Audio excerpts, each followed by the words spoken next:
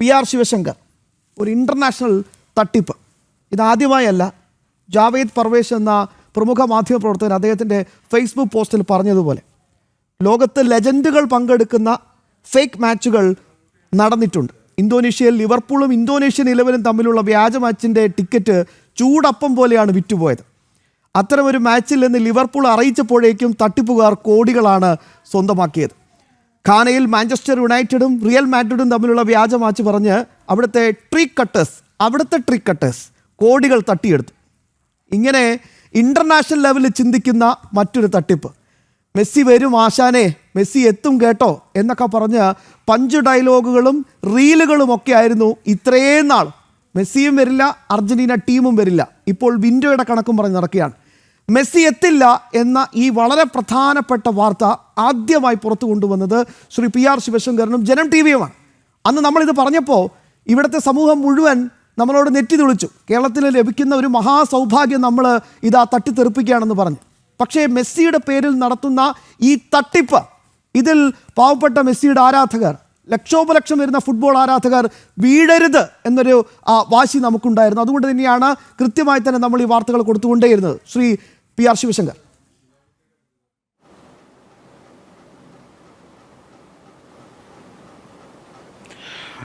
നോക്കൂ ശ്യാം, മറ്റെല്ലാവരെയും പോലെ ഒരു ഹാർഡ് കോർ മെസ്സി ഫാനാണ് ഞാനും താങ്കളുമെല്ലാമെന്ന് ഞാൻ മനസ്സിലാക്കുന്നു. കേരളത്തിലെ ലക്ഷോപലക്ഷം വരുന്ന അല്ലെങ്കിൽ കോടിക്കണക്കിന് വരുന്ന സാമാന്യ മനുഷ്യർ, പ്രത്യേകിച്ച് യുവാക്കൾ, മെസ്സിയുടെ വരവിനായി കാത്തിരിക്കുകയായിരുന്നു. മെസ്സിയെ ഒന്ന് കാണാൻ, മെസ്സി നമ്മുടെ നാട്ടിലും വന്നിട്ടുണ്ട് എന്ന് പറയാൻ, മെസ്സി ഫുട്ബോൾ കളിക്കുന്നത് സ്വന്തം കണ്ണുകൾ കൊണ്ട് കാണാൻ, ടെലിവിഷനിലല്ലാതെ സ്വന്തം കണ്ണുകൾ കൊണ്ട് കാണാൻ, ഇത്തരത്തിൽ കോടിക്കണക്കിന് ആരാധകർ കണ്ണും നട്ട് കാത്തിരുന്ന ഒരു മഹത്തായ സംഭവം. ആ സംഭവത്തെയാണ് ഇന്ന് ഇവിടുത്തെ സംസ്ഥാന സർക്കാരും അതുപോലെ തന്നെ ഒരു പ്രധാനപ്പെട്ട, ഈ സംസ്ഥാനത്തെ തന്നെ ഒരു പ്രധാനപ്പെട്ട ഒരു ചാനലും അതിൻ്റെ ചില ഉടമകളും ചേർന്ന് പറ്റിക്കപ്പെട്ടതും, അതുപോലെ തന്നെ മുഴുവൻ ജനങ്ങളെയും ഈ സംസ്ഥാന സർക്കാരിനെയും വഞ്ചിക്കുകയോ അല്ലെങ്കിൽ അവർ വഞ്ചനയ്ക്ക് കൂട്ടുനിൽക്കുകയോ, സംസ്ഥാന സർക്കാർ വഞ്ചനയ്ക്ക് കൂട്ടുനിൽക്കുകയോ ചെയ്തത്. ഇത് ഒരു ചെറിയ കാര്യമായോ അല്ലെങ്കിൽ ഇതൊരു അത്ഭുതകരമായ തട്ടിപ്പായോ ഞാൻ കരുതുന്നില്ല. ഇത് ഒരു സാധാരണ വ്യക്തിക്ക്, ഇപ്പം എന്നെപ്പോലെ അത്രയൊന്നും ഈ പറയുന്ന ഈ ഡാറ്റ ഡിഗിങ്ങിലൊന്നും വലിയ സ്വാധീനമോ അല്ലെങ്കിൽ ഒരു സാധാരണ ലാപ്ടോപ്പോ അല്ലെങ്കിൽ മൊബൈൽ ഫോണോ വെച്ച് ഡാറ്റ അന്വേഷിച്ച് കണ്ടെത്താൻ പറ്റുന്ന രീതിയിൽ തക്ക ചെറിയ ഒരു തട്ടിപ്പായിരുന്നു ഇത് എന്ന് നമുക്ക് മനസ്സിലാക്കാൻ സാധിക്കും. അതുകൊണ്ടാണ് നമ്മൾ കഴിഞ്ഞ 2 മാസം മുമ്പ്, എനിക്ക് തോന്നുന്നു 3/9/2025 ഞാൻ ഫസ്റ്റ് ട്വീറ്റ് ചെയ്തതും അതിൻ്റെ ഡീറ്റെയിൽ ആയിട്ട് ജനം TV ആ വാർത്ത കിട്ടും. താങ്കൾ പറഞ്ഞത് വളരെ ശരിയാണ്. നമ്മൾ ആ വാർത്ത ജനം TV അല്ലാണ്ട് മറ്റൊരു ചാനലും അത് വാർത്ത ക്യാരി ചെയ്യാൻ തയ്യാറായില്ല. എൻ്റെ ഇത്തരം വാർത്തകൾ, എൻ്റെ ട്വീറ്റിനെ എല്ലാം വളരെ അലോരസത്തോടുകൂടിയും അതുപോലെ തന്നെ അല്പം ഒരു കളിയാക്കിയുമാണ് സംസ്ഥാനത്തെ പല പ്രധാനപ്പെട്ട പത്രലേഖകരും, ചിരിക്കാതെ കാര്യങ്ങൾ വായിക്കുന്ന പല ദൃശ്യ മാധ്യമങ്ങളുടെ ആളുകളൊക്കെ കണ്ടിരുന്നതും പറഞ്ഞിരുന്നതും. ഞാൻ പറയാൻ ആഗ്രഹിക്കുന്നത്, എന്നിട്ട് പോലും ഈ സംസ്ഥാനത്തെ ഈ ജനം TV-യിൽ ഈ വാർത്ത വന്നിട്ട് പോലും ഈ സംസ്ഥാനത്തെ ഈ ചീഫ് സെക്രട്ടറി അടക്കമുള്ള IPS ഓഫീസർ എങ്ങനെയാണ് ഈ തട്ടിപ്പിൽ വീണത് എന്നതാണ് നമ്മൾ ചിന്തിക്കേണ്ടത്.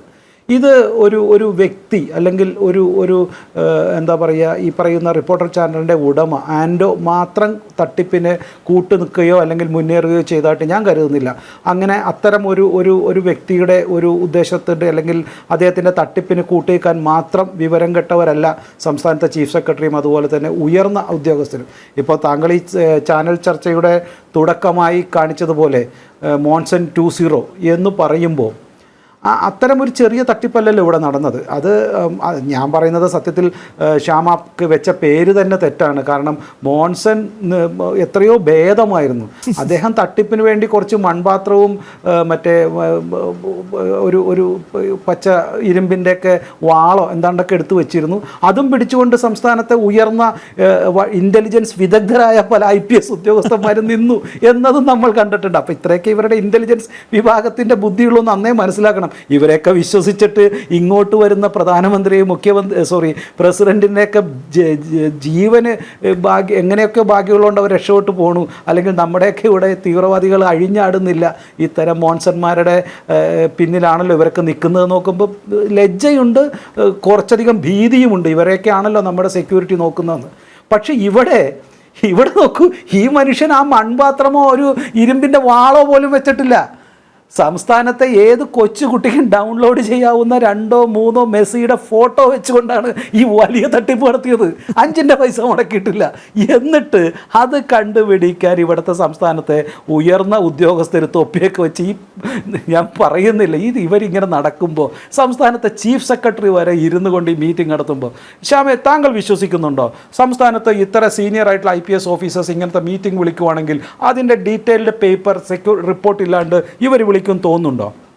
താങ്കൾ തന്നെ റിപ്പോർട്ട് ചെയ്തതല്ലേ, കഴിഞ്ഞ കുറച്ച് ദിവസം മുമ്പ് വയനാട് ഒരു പാവപ്പെട്ട കർഷകൻ മരിച്ചപ്പോൾ അദ്ദേഹത്തിൻ്റെ തണ്ടപ്പേര് കിട്ടിയിട്ടില്ല എന്നുള്ള കാര്യം പറഞ്ഞുകൊണ്ട് കഴിഞ്ഞ 6 വർഷമായി തിരിഞ്ഞ് നടന്ന് തൻ്റെ മുഴുവൻ ചെരുപ്പും തെഞ്ഞ് ജീവിതം കഷ്ടപ്പെട്ടപ്പോൾ ആ മനുഷ്യൻ ആത്മഹത്യ ചെയ്തപ്പോൾ പറഞ്ഞ തണ്ടപ്പേര് കിട്ടാൻ 3 തലമുറയ്ക്ക് മുമ്പ് ആ സ്ഥലത്തിൻ്റെ പ്രോപ്പർട്ടിയുടെ ഡോക്യുമെൻറ്റിൽ അത് ST വിഭാഗത്തിന് നൽകി എന്നുള്ള ഒരു ഡോക്യുമെൻ്റ് കാണിച്ചിട്ടാണ് അത് കളഞ്ഞത്. ഒരു താലൂക്ക് ഓഫീസിലെ ഒരു ഗുമസ്തൻ ചെയ്യേണ്ട പണി പോലും സംസ്ഥാനത്തെ ചീഫ് സെക്രട്ടറി ചെയ്തിട്ടില്ല എന്ന് പറഞ്ഞാൽ അദ്ദേഹത്തെ ആ പോസ്റ്റിലിരിക്കാൻ കൊള്ളില്ല എന്നല്ലേ അർത്ഥം? എന്തുകൊണ്ടാണ് ചോദിക്കാഞ്ഞത്? താങ്കൾക്ക് മെസ്സിയായിട്ടുള്ള എഗ്രിമെൻറ്റിൻ്റെ കോപ്പി ഉണ്ടോ?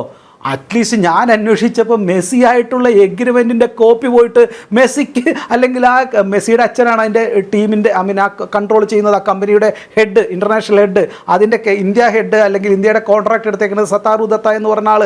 ഇതെല്ലാം നമ്മുടെ അടുത്ത് ഇൻഫർമേഷൻ ഉണ്ട്, സാധാരണ ഇൻ്റർനെറ്റിൽ തപ്പിയാൽ കിട്ടും. ആ മനുഷ്യൻ്റെ ഇമെയിൽ ID ഒരു മെയിൽ പോലും ഈ മനുഷ്യൻ അയച്ചിട്ടില്ല.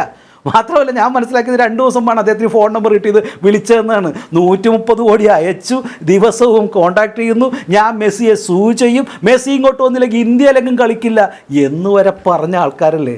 എന്നിട്ട് എന്നാ തട്ടിപ്പായി കാണിക്കണേ? അപ്പോൾ സംസ്ഥാനത്തെ മുഖ്യമന്ത്രിയെയും ഞാൻ പറഞ്ഞത്, അത് സംസ്ഥാനത്തെ കായിക മന്ത്രിയാണ് നിരന്തരം പറഞ്ഞിരുന്നത്. അതിൻ്റെ ക്രോണോളജി നോക്കിയാൽ മനസ്സിലാവും. 2025 ഓഗസ്റ്റ് 17 മെസ്സി വരും, ആശങ്ക വേണ്ട. ജനം TV കണ്ടതാണ് നമ്മൾ. മെസ്സി വരും, ആശങ്ക വേണ്ട. വളരെ ധൈര്യത്തോടെ പറഞ്ഞപ്പോൾ ഞാനും ഭയന്നു, ഇനി എങ്ങനെ എഗ്രിമെൻറ്റ് ഉണ്ടാക്കിയോ പുറകെ ഞാൻ അന്വേഷിച്ചു, അത് നടന്നില്ല. ആഗസ്റ്റ് 15 മെസ്സി ഉറപ്പായും വരുമെന്ന് എഴുതി. 2023 ലോകകപ്പ് ജേതാക്കളും മെസ്സിയും ടീമും വരും. എഴുതിയത് ദേശാമാന്യ അടക്കമുള്ള എല്ലാ പത്രങ്ങളും വളരെ കൃത്യമായിട്ട് എഴുതി വെച്ചു. ലോകകപ്പ് ജേതാക്കളുടെ എല്ലാവരും അടങ്ങുന്ന മെസ്സിയുടെ ടീം, നമ്പർ 1 അർജൻറ്റീന ടീമാണ് വന്ന് കളിക്കാൻ. അതെ, എന്നിട്ട് ഞാൻ അടുത്ത കഥ പറയാം. അപ്പോൾ ഫാൻസ് മീറ്റ് കോഴിക്കോട്, അത് അടുത്ത ചിരി 1-2 മണിക്കൂറാണ് ഈ 3 ദിവസത്തെ മെസ്സി ടൂറിൽ ഇന്ത്യയിലുള്ളത്. ഡൽഹിയിലടക്കം പ്രധാനമന്ത്രിയെ കാണാനടക്കം ഡൽഹിയിലുള്ളത് ആകെ 4 മണിക്കൂറാണ്. ബാക്കി അദ്ദേഹത്തിൻ്റെ ബാക്കി പ്രോഗ്രാമാണ്. 50 കോടി മുടക്കിയിട്ട് ആകെ 2 മണിക്കൂറാണ് അദാനിയുടെ പേഴ്സണൽ ഒരു മീറ്റിന് പോകുന്നത്. ഇവിടെയാണ് കോഴിക്കോടും എറണാകുളത്തും തൃക്കാക്കരയിലും ഒക്കെ മെസ്സി നടന്ന് ഫാൻസ് മീറ്റും ഫുട്ബോൾ കളിയും നടത്തുന്ന ഇവർ പ്രഖ്യാപിക്കുന്നത്. അതായത് മെസ്സിയുടെ ടൂറിൻ്റെ ബേസിക് ഐഡിയ പോലും ഇവർക്ക് അറിയില്ലായിരുന്നു, അല്ലെങ്കിൽ നടന്ന് വിൽക്കുകയായിരുന്നു മെസ്സി എന്നുള്ളതാണ് ഞാൻ മനസ്സിലായത്. ആഗസ്റ്റ് 30 മെസ്സി അടക്കമുള്ള ടീമിനെ അല്ല, ഇപ്പൊ കുറ്റം മുഴുവൻ ഫിഫയ്ക്കാണ്. ഫിഫ ഇത് കൃത്യമായിട്ട് ഇടപെട്ടില്ല എന്നാണ് ഈ മോൺസൺ 2.0 ഇപ്പോൾ പറയുന്നത്. കാരണം ഫിഫയാണ് ഇതിനൊക്കെ കാരണക്കാർ, അല്ലാതെ വേറെ ഒരു പ്രശ്നവുമില്ല. കേരളത്തിലെ അല്ലെങ്കിൽ ഇന്ത്യയിലെയോ സ്റ്റേഡിയങ്ങൾക്കൊന്നും ഫിഫയുടെ സ്റ്റാൻഡേർഡ് ഇല്ല എന്നൊക്കെ പറഞ്ഞിട്ടുള്ള ചില കാര്യങ്ങളാണ് അദ്ദേഹം പറഞ്ഞുകൊണ്ടിരിക്കുന്നത്.